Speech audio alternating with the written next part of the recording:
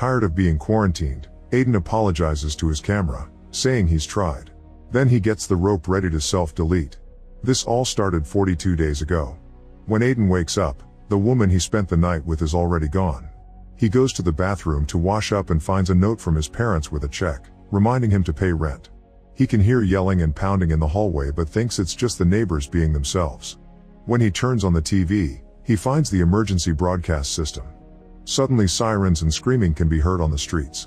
Aiden runs to his balcony and sees a smoking helicopter crashing against a building. People are running everywhere and a lost girl asks for help, but suddenly she and a man jump on an elderly person to kill them. After a military jet flies by, a horrified Aiden rushes back inside at the same time his neighbor Brandon enters the apartment. He says that his roommate, whom he has known all his life, suddenly attacked him. On TV, a man explains that a new virus is on the loose that transforms people into flesh-eating zombies. It's transmitted through blood, mainly through bites and scratches. Before the man can say more, the transmission ends. Realizing that Brandon was wounded by his roommate, Aiden grabs a knife to defend himself. As people in the corridor keep yelling and pounding on doors, Brandon's eyes start bleeding and his face begins transforming.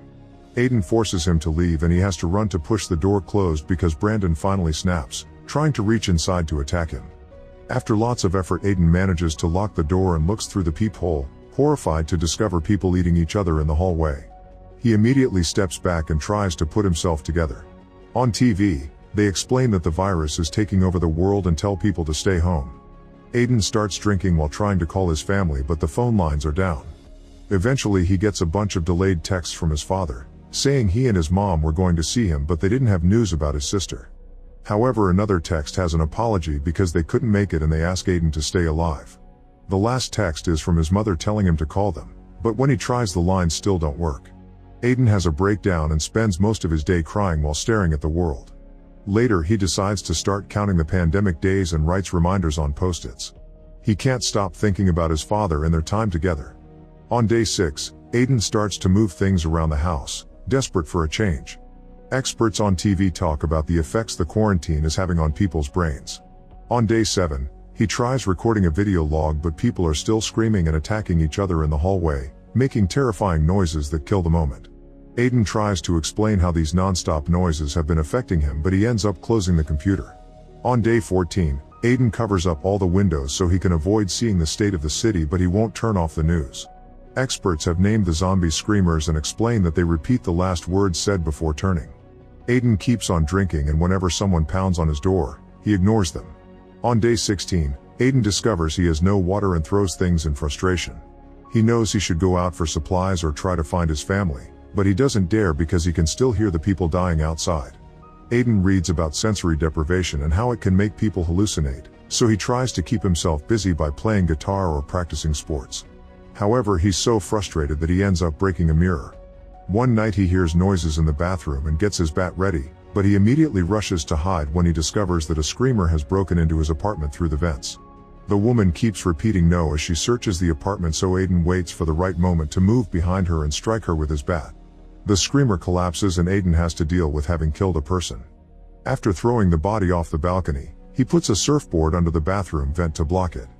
On day 42, Aiden records another log while still hearing screaming outside. He explains he's losing his mind and how he's too scared to go out. In 3 days he'll begin starving, so he needs supplies. Suddenly his phone rings and Aiden hears a voicemail from his parents. They were locked in at the office and couldn't get in contact with him or his sister. The message was cut short when a screamer found and killed the couple. Hearing his parents die causes Aiden to have his biggest breakdown yet. Desperate for an outlet, he grabs his bat and leaves the apartment to find Brandon on the floor repeating "I'm okay." Aiden gets ready to strike him, but he can't bring himself to do it. At that moment a bunch of screamers try to attack him, so he moves quickly to dodge them and runs as fast as he can. Since the screamers are blocking the way, Aiden takes the stairs to the lower floor and waits for some runners to pass by before taking the corridor. He pushes off any person who tries to attack him and eventually he reaches the other stairs, which he climbs to return to his floor. Now he can reach his apartment from the opposite corridor and quickly pushes his fridge to block the front door. Looking through the peephole shows the screamers looking for him. Moments later Aiden hears a loud noise and the power goes out in his apartment. When he looks out the window, he discovers the whole city has lost power. He spends the night dreaming about his family and in the morning, He wakes up to the screamer noises in the corridor. Tired of all this, Aiden decides to self-delete. However, he stops the process when he notices that a woman in an apartment across the yard is still healthy. Afterward, Aiden records his last log because his battery is dying, saying he's met a girl. He cuts his beard and makes a plan to contact the woman, hoping to help her. When he goes to the balcony, he sees that there are screamers in the woman's building too and immediately hides. Still determined to make contact, he writes on signs that he puts up on the window, and she finally sees him too. He learns her name is Eva, she's alone, and she doesn't have many supplies left. She has to close her curtains when she hears screamers coming but agrees to talk to him later. That night it starts raining, so Aiden puts a bunch of pots out to collect water before washing up and shaving. Unaware, Eva looks at him for a few seconds. The next day, Aiden and Eva communicate with signs to make a plan. They connect their balconies with rope and he sends her some water bottles. At that moment, a screamer begins climbing Eva's building, but when he's about to reach her, Aiden throws a glass bottle at his head and starts banging on his railing to get the guy's attention. That screamer starts climbing Aiden's building instead, while another screamer pounds on the door so hard that the fridge is beginning to move. Eva also throws things, but Aiden keeps the screamer's attention on him until the guy reaches his balcony. Then Aiden goes back into the apartment and locks the balcony door before rushing to push the fridge against the front door. The screamer outside begins pounding on the window to break it, but the wound makes him collapse, so Aiden uses the chance to run back outside and beat him up with a bat. Now there's blood on his shirt, so he quickly takes it off.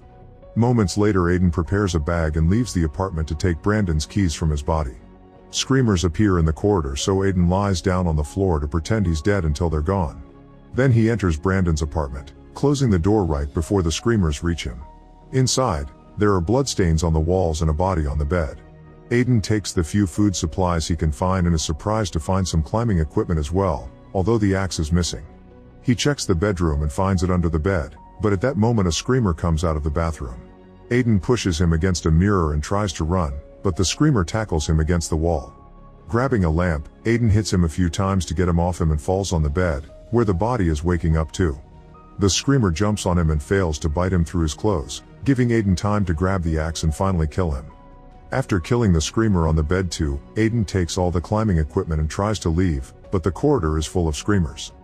He carefully sneaks around and manages to dodge a screamer at the last second to return to his apartment, where he immediately takes off all his dirty clothes. When he checks the climbing equipment, he's excited to find 2 walkie-talkies. Afterward, Aiden ties some sheets on his balcony to climb down and safely reaches the ground, where he finds eaten bodies.